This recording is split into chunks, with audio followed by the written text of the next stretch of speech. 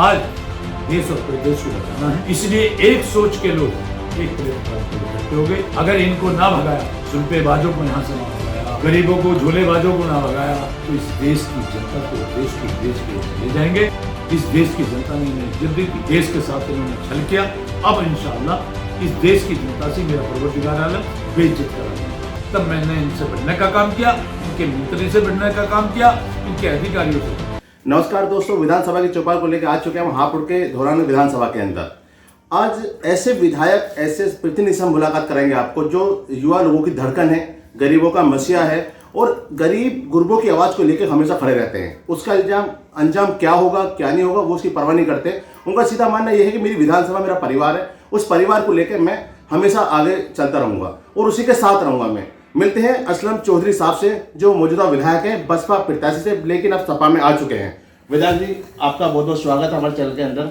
सबसे पहले मैं आपका और आपके चैनल का आभार का शुक्रिया अदा करता हूँ, धन्यवाद करता हूँ और कामना करता हूँ कि आप सब अपने चैनल को लेकर बहुत तरक्की करें और सच्चाई दिखाने की ताकत रखें। विधायक जी, सबसे पहला मेरा सवाल आपसे यही होगा, आपकी पहचान जो है गरीब गुरबों की आवाज़ को लेके है।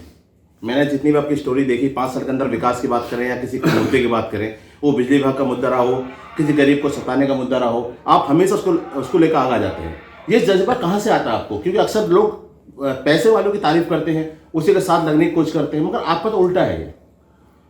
ये बहुत सारे मैंने जो पूर्व में हमारे देश के प्रधानमंत्री भी रहे, प्रदेश के मुख्यमंत्री भी रहे, पूर्व में बहुत सारे जैसे चौधरी चरण सिंह जी, उन सबसे सीखा है। अगर वो आपके ही हापुड़ गांव के, नूरपुर के रहने वाले थे, उन्होंने देखा किसान मजदूर की क्या परेशानी है, उस पर उन्होंने काम किया। कभी झुकने का या डरने का या बिकने का काम नहीं किया।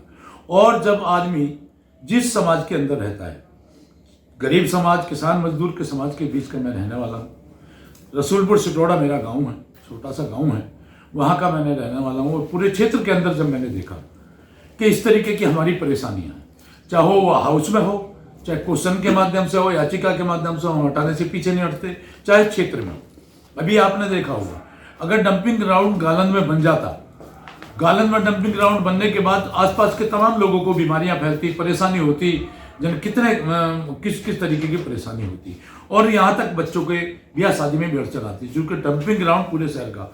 अब उसमें अगर हम ये सोचते कि बीजेपी की सरकार है, योगी जी हैं, बीजेपी का प्रोजेक्ट है, तो हम लोगों के सामने बहुत दिक्कत आती। उसको हमने किसी भी परिस्थिति से लड़ने के लिए हम तैयार थे और हम लड़े और उसको हमने कैंसिल कराने का काम किया। इसी तरीके से गांव किसान का मजदूर, गरीब आदमी, जो संविदा कर्मी इन्होंने बिजली वाले विभाग वालों ने छोड़े थे, वो सुबह 4 बजे, 3 बजे, 5 बजे, 6 बजे, या जब घर से आदमी चला जाता था, उसके बाद जाकर थोड़ी सी वीडियो सी बनाई कि आप पे तो ये कनेक्शन है, आपका कनेक्शन नहीं है, आपने कटिया डाल रखा है, या तो आप इतने पैसे दे। मैंने समाज के जब अंदर देखा और समाज के लोगों ने, गरीबों ने अपनी कान की बालियां तक बेच के इन बिजली वालों को दिए, जब वो मुझे पता लगी, तब मैंने इनसे बढ़ने का काम किया, इनके मंत्री से बढ़ने का काम किया, इनके अधिकारियों से, तब जाके उन गरीब लोगों को रिलीफ मिली।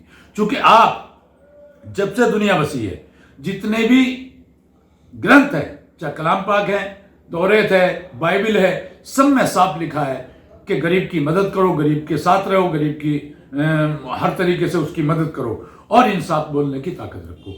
वहीं से मैंने सब अपने ग्रंथों से, अपने उलमाए दीन से और अपने कलाम पाक से, हदीसों से और बहुत सारे सीनियरों से मैंने ये सीखा है। उसके लिए मैं तैयार रहता हूँ। जैसे डंपिंग ग्राउंड की बात कर रहे हैं अभी आप, डंपिंग ग्राउंड में जो कूड़ा करकट आता वो गाजीपुर जिले का आता और हापुड़ जिले में डलता, ये पता था लोगों को? ये अधिकारियों को भी पता था, जनता को भी पता था, और उसको भी नहीं लेके डंपिंग ग्राउंड जहां आबादी ना हो, दूर के जंगल में बनाया जाता है। यहां तो तमाम कॉलेज यहां और पूरा क्षेत्र फुल आबादी एनसीआर में है। यहां तो डंपिंग ग्राउंड का, चाहे वो गाजियाबाद का कूड़ा हो, खुद हापुड़ का भी होता, कोई उचित बनता ही नहीं है। आप मेरठ जाते हो, मेरठ हापुड़ रोड पे आपने देखा होगा कितना कूड़ा लगा पड़ा है, और वहां जितनी बीमारियां वहां फैल रही हैं, तो ये आबादी के बाहर होता है। ये सरकार की जिम्मेदारी होती है, ये सरकार की पूरी तरीके से जिम्मेदारी होती है। सरकार इसकी व्यवस्था कहीं आबादी से बहुत दूर जाके बनाए और जब उसका काम ले। 2012 से 2017 तक यहाँ मौजूद दूसरे विधायक रहे, 17 के बाद आप आए। इन 5 सालों के अंदर कोई ऐसा कार्य आपने करा हो जो जनता को बताना चाहें और जनता के फायदे के लिए हो?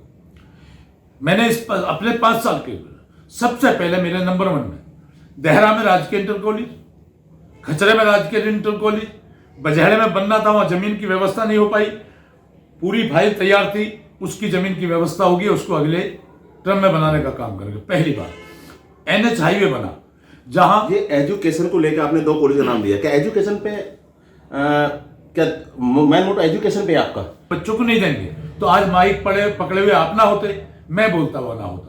तो एजुकेशन तो नंबर 1 है, चाहे वो दीनी हो या दुनिया हो। एजुकेशन जिस समाज के अंदर है, आज LLB है मेरे घर में, 5 मेरे भैया बेटे भतीजे LLM करे हुए, बेटे भी आपके LLB हैं, MBBS, LLB, LLM, BTech, हम 4 भाइयों के 14 बेटे हैं, 14 के 14 ग्रेजुएट है, हमारी बेटी ग्रेजुएट है। इसी तरीके से हमारे परिवार, खानदान, यार, रिश्तेदार, और अब तो समाज में ही, चाहे हमारा जाटो समाज हो, गरीब समाज जो भी है, सब में शिक्षा जोरों पे है। इसलिए कॉलेजों के अब जो मसूरी 50 बीघे जमीन भूमाफियाओं से, बीजेपी को से लड़के हमने छीनने का काम किया, हमने उसमें प्रधान से प्रस्ताव भी करा दिया। डिग्री कॉलेज लड़कियों का, 50 बेडों का कम से कम अस्पताल, एक बारात घर बनवाने का काम करेंगे और इसकी तैयारी पूरी शुरू हो गई है। क्योंकि इन सबकी जरूरत है। जिस समाज के अंदर से ये चीजें निकल गई, वो समाज तो अपने आप ही खत्म हो जाता है। जो पैसे वाले, अडानी, अंबानी और भी मिनिमम जो पैसे वाले हैं, जिनके और नेता, अभी आपने जो पूछा था, जो नेता उनकी चमचागिरी करते हैं, उन नेताओं ने हमारे गरीब किसान मजदूर को लूटने का और बहुत पीछे ले जाने का हमारे बच्चों को काम किया। जैसे अभी देखा आपने, अगर धरना प्रदर्शन 1 साल ना चलता, 700 किसान शहीद ना होते, तो ये काला कानून वापस ना होता। इस काले कानून से तमाम किसान मजदूर की हत्याएं हो गई थी। जैसे एजुकेशन की बात कर रहे हैं, यहाँ पे नंद किशोर जी का बयान आया था, ये विधायक तो एजुकेशन से दूर है, इस तरह का बयानबाजी कर देते हैं। इस पे आपने देखा भी होगा शायद वो वीडियो, इनसे कुछ कहना चाहेंगे आप? एजुकेशन की बात से कही जाए तो आपने एजुकेशन बड़ा ध्यान दिया है 5 साल के अंदर, डिग्री कॉलेज बना के, इंटर कॉलेज वगैरह बनाए आपने, घर से एजुकेशन भी बहुत अच्छी है आपकी। आपको ऐसे कैसे करें लोनी के विधायक कोई नंद किशोर जी? जहां तक मैं नंद किशोर जी ने, मैं सभी वकीलों की बात करता हूं। अगर वकील, एडवोकेट, मास्टर्स समाज की थोड़ी जिम्मेदारी उठाते, और जहां तक ये अनपढ़ की बात करते हैं, अनपढ़ तो आप जाहिर हो जाएगा।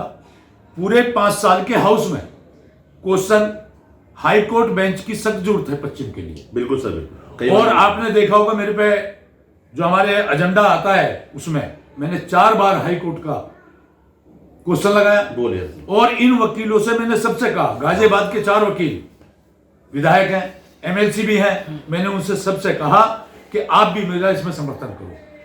तो जो इन पढ़ने लिखने वालों को, जो बहुत ज्यादा अपने को पढ़े लिखे मानते हैं, या ऐसी भाषा यूज करते हैं, किसानों को कह दिया कि भाई किसानों अगर सरकार से नहीं उठ रहे तो हमें जिम्मेदारी दो, जूते मार के उठा देंगे। आपने सबने वीडियो देखे होंगे, सबके बारे में सब पता। ऐसे इसी तरीके से जो जिनकी आप बात कर रहे हैं, उन्होंने यहां आके, जो हमारे यहाँ के खुद के डासने के हिंदू भाई हैं, वो भी उनसे परेशान है, वो भी उनसे। और ये देवी मंदिर एक ऐसी जगह है राजस्थान से, कोटाला से, जहां से हमारे एक बुजुर्ग आए थे, चूंकि हमारा निकाल कोट रहा था, यहां एक तालाब हुआ करता था, उनको कोड़ चूता था, उनको एक खुजली की बीमारी थी, तो उस तालाब में इस तरीके का आदमी अगर कोई नहा लेता था तो वो उसकी बीमारी दूर हो जाती थी।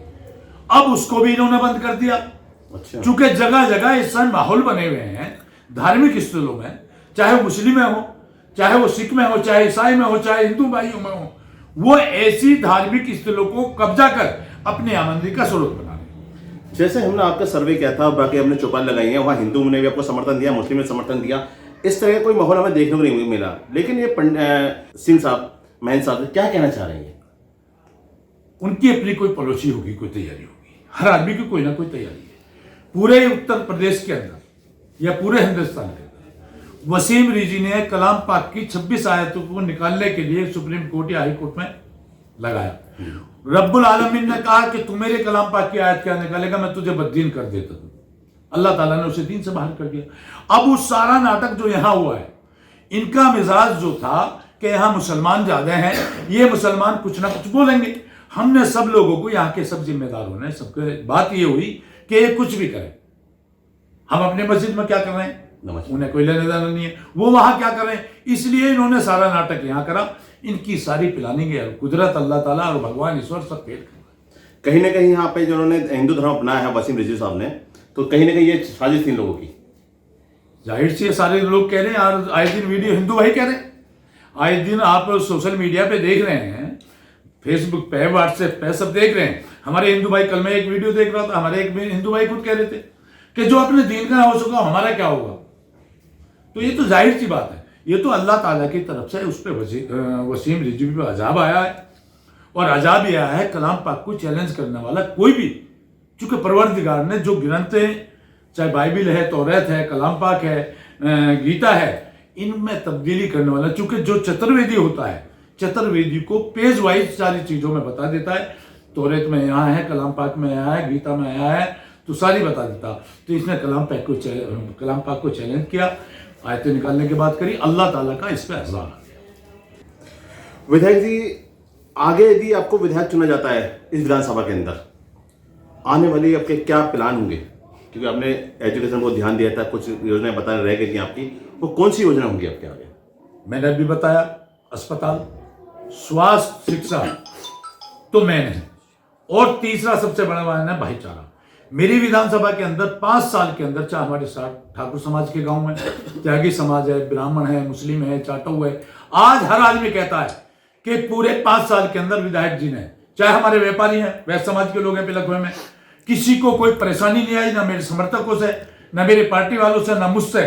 और आज वो हर आदमी जब बैठते हैं अपने घरों में तो ये कहते हैं कि अगर पार्टीबाजी खत्म करी है तो विधायक ऐसा होना चाहिए। इस विधायक ने पार्टीबाजी खत्म करी है और भाईचारे को बनाने का काम किया, शांति अमन का पैगाम दिया आपने। और दूसरे बहुत सारे काम है भी। अभी जैसे पीछे समाजवादी की सरकार में डास ने एक डिग्री कॉलेज बनना था, वो बंद है, पूरे 5 साल के अंदर ईंट नहीं लगी, चूंकि बाबा को तो चिलम पीने से फुर्सत है नहीं। अब बाबा चिलम पी के 2-2 ढाई घंटे विधानसभा में बोल जाते हैं, और तरह तरह की बात पूरी दुनिया समझ गई। युवाओं की नौकरी चाहिए। आज मेरे क्षेत्र के अंदर, आपके चैनल के माध्यम से मैं कहना चाहता हूं, मेरे क्षेत्र के अंदर फैक्ट्री एरिया सबसे बड़ा है जी। लोकल के 1% भी आदमी नहीं है उन्होंने, बाहर का तमाम आदमी इन्होंने वर्कर रख रखा है, चाहे वो मुस्लिम्स की फैक्ट्री है, गैर मुसलमान वालों की है, यूपीएसआईडी में है, चाहे लाखन कालंद है, या हमारे यहाँ। मेरा सबसे पहला काम होगा, सरकार बनेगी और मैं इंशाल्लाह जनता का वर्कर बना, जनता का नौकर बना, जनता का खादिम बना, तो सबसे पहले 30% कम से कम लोकल के क्षेत्र के, चूंकि जमीन हमारी है, अब जब हमारी जमीन फैक्ट्रियों में चलेगी तो हमारे बच्चे कहां तक के खाएंगे। 30% नौकरी दिलाने का प्राइवेट कंपनियों में काम करूंगा। जिस तरीके से बीजेपी कह रही है हमने विकास की गंगा बहाई है, आप बता रहे चिलम पीने से फुर्सत नहीं है, कहां देखते हैं इसको? 5 साल के अंदर पूरे हाउस में या बाहर एक आदमी खड़ा होकर ये बता दे कि नई पॉलिसी है, नया कोई काम 1 इंच के 5 साल में बढ़ी हो। जेवर टप्पर पे बहुत बड़ा एक उन्होंने हवाई जहाज का, एशिया का सबसे बड़ा हवाई अड्डे के उद्घाटन भी किया, देखा था कुछ टाइम पहले। अब इनका सारा हिंदुस्तान का बच्चा देख रहा है, युवा देख रहा है, बहन बेटियां सब देख रही हैं। इन्हें यही पता नहीं है कि अपने दुश्मन देश का नक्शा ठाके तुम यहां दिखा रहे हो। जेवर टप्पल पे जो हवाई जहाज का अड्डे का नक्शा है, कहां का था? चीन का, जो सबसे बड़ा दुश्मन है हमारा। अभी नहीं यही पता नहीं कि तुम नक्शा कहां का हो। अभी पीछे नक्शे से क्या फर्क पड़ता है? हमारा बिल्डिंग तो और नहीं है। दूसरे में बता, नक्शे से फर्क क्यों नहीं पड़ता? नकल भी करेंगे तो हम दुश्मन की करेंगे, नकल वाली बात नहीं है। और दूसरे ये जेवर हवाई अड्डा तो समाजवादी सरकार में पहले और बहुजन समाज पार्टी की सरकार में, दोनों में प्लानिंग तैयार हो चुकी थी, जमीन चिन्हित हो चुकी थी, सब कुछ तैयार हो चुका, उसका उद्घाटन भी तो किया इन्होंने। आगे करा क्या है 5 साल के अंदर? आज चुनाव आ गया, आज कह रहे हैं हम हवाई अड्डा बना रहे। 5 साल से कहां सो रहे? तमाम गरीबों को राशन मुफ्त दिया, तमाम विकास आवास विकास योजना निकाली, तमाम 100 कुछ योजनाएं बीजेपी ने चलाई हैं। आप इनका लोगों को सभी ने बेनिफिट उठाया। कैसी बात आप भी कर रहे हैं? मैं आपसे पूछ लूं, आपके घर में 10-20 हजार किसी बहन बेटी ने पे रखे रहते हैं जो इमरजेंसी काम आ जाते हैं गरीब में, अपने खर्चे में से काट के। इनसे केवल इतना पूछ लो कि राशन तो क्या दिया इन्होंने गरीबों के देश से, देश की जनता से पैसा कैसा निकाला जाता है, चाहे वो जीएसटी के माध्यम से हो, चाहे वो नोटबंदी के माध्यम से हो, या चाहे कुछ और। आज अगर ये 10-15 किलो गेहूं दे रहे हैं, 5 किलो राशन एक यूनिट पे दे रहे हैं, तो ये तो देश की तो है। 10 किलो 2 बार दे रहे हैं। तो इनका है क्या? आज दे रहे हैं, केंद्र ने बंद कर दिया। लॉकडाउन के टाइम पे कहाँ थे? कितने लोगों को इलाज के लिए क्या कराया? तो कुछ नहीं है। आज तमाम युवा जिसने मोदी मोदी कर कर देश की और प्रदेश की गद्दी पे बैठा है, वो उतारने को तैयार रहा है। आज कहीं मोदी मोदी जी का नारा तो नहीं दिख रहा किसी रैली में, तो आज यही दिख रहा था। आज सोशल मीडिया पे आप देख रहे हैं कैसी पूरे जब से देश आजाद हुआ आज तक किसी प्रधानमंत्री को इतना बुरा भला गाली गुप्तार मिली नहीं होगी। फिर भी बेचारे डटे हुए हैं, ये देखते हैं आप। वो सुनिए, बेआबरू होकर निकलना है, इज्जत इन्हें रास नहीं आई। इस देश की जनता ने इन्हें इज्जत दी थी, देश के साथ इन्होंने छल किया। अब इंशाअल्लाह इस देश की जनता से मेरा परवरदिगार आलम बेइज्जत करा के निकाले। हो गए वहां, एक गुरु के 2 चेले एक हो गए, उधर राजभर जी आ गए जो गरीब मजदूर के लड़ने वाले हैं, उधर सारे लोग जुड़ रहे हैं और धुरंधरों का इलाज किया जा रहा है। विधायक जी एक लास्ट क्वेश्चन, ये जैसे आपने कहा ये एक हो गए लोकदल और सपा, एक ही विचारधारा की वो है, बट यदि देखा जाए 1992 में जो सपा निकली है वो तो बीजेपी से निकली है। नहीं, हाँ, तो सपा चौधरी चरण सिंह ने बनाई। अच्छा, मुलायम सिंह जी बीजेपी में थे, उसमें थे, लोकदल की कोई दूसरी पार्टी थी केडी करके। अच्छा। चौधरी चरण सिंह ने हाथ रखा, चूंकि चौधरी चरण सिंह के मुलायम जी शिष्य थे। अच्छा। आज जो भी देन है वो बेटे थे चौधरी अजय सिंह, ये शिष्य थे, दोनों भाइयों की तरह। जब वो आखिरी अवस्था में बीमार पड़े थे तो उन्होंने मुलायम सिंह जी के सिर पर हाथ डाला कि मुलायम सिंह जी आप इसे लेके चलो, ये विदेश पढ़ के आए हैं अभी। तो एक ही परिवार के, बीजेपी से नहीं निकली है, वो चौधरी चरण सिंह के यहाँ से 12 टुकड़े रोड से निकली। मेरा सवाल बीच में अधूरा रहेगा सर, लास्ट सवाल सर, जो आप बसपा छोड़ के सपा में गए, 14 विधायक से बता रहे आप साथ ही गए, वो आप उनके साथ गए, वो आप उनको लेके गए, यहाँ थोड़ा सा क्लियर कर दिए सर, क्योंकि पता लगे ना हम विधायक, जी हम विधायक के बराबर है। अच्छा, एक बिल्कुल हमारी बराबर की कैटेगरी है। उससे पहले तो आपकी वाइफ ने ज्वाइन कर लिया था शायद, 1.5 साल पहले। 1.5 साल पहले क्या भाभी जी ने सिखाया कि आप नहीं यही है? हमारे 6 विधायकों की, हम सारे 6 विधायक हमने मुलाकात करवाई, सारे साथ गए, हमारी बात हुई। उसके बाद मैंने अपनी बीवी को ज्वाइन करवाया, सलीम अख्तर को ज्वाइन करवाया और कई लोगों को ज्वाइन करवाया। मेरी बीवी जिला पंचायत सदस्य भी लड़ी, जिला पंचायत अध्यक्ष का चुनाव भी लड़ी, और सबसे सारी हम सब साथ गए थे 6 पहले। फिर उसके बाद जब सबके साथ अत्याचार होता रहा, लालजी वर्मा जैसे जो विधानसभा में आपने लास्ट टाइम तक देखा शायद यहाँ सुधार आ जाए तो मैं ही रह जाऊँ जी, आपने लास्ट टाइम तक देखा इस सुधार आ जाए बसपा में तो मैं ही रह जाऊँगा? मैंने नहीं, मेरे साथियों ने सबने देखा। पर बाकी वहां जिस तरीके की पॉलिसी, आज देश और प्रदेश को बचाना है, इसलिए एक सोच के लोग एक प्लेटफॉर्म पे इकट्ठे हो गए। अगर इनको ना भगाया, सुल्पेबाजों को यहां से ना भगाया, गरीबों को, झोलेबाजों को ना भगाया, तो इस देश की जनता को और देश को बेच के चले जाएंगे और देश जिस स्थिति में 70 साल पहले था वहां लाके खड़ा था। आज कल ये भी जैन जी ने बताया था परसों की रैली में, उत्तर प्रदेश की जीडीपी 1.9 है। काफी रही। ये थे हमारे साथ असलम चौधरी साहब जो विधायक हैं धौलाना विधानसभा से। कैमरामैन जावेद के साथ मैं जाहिद खान हाफ।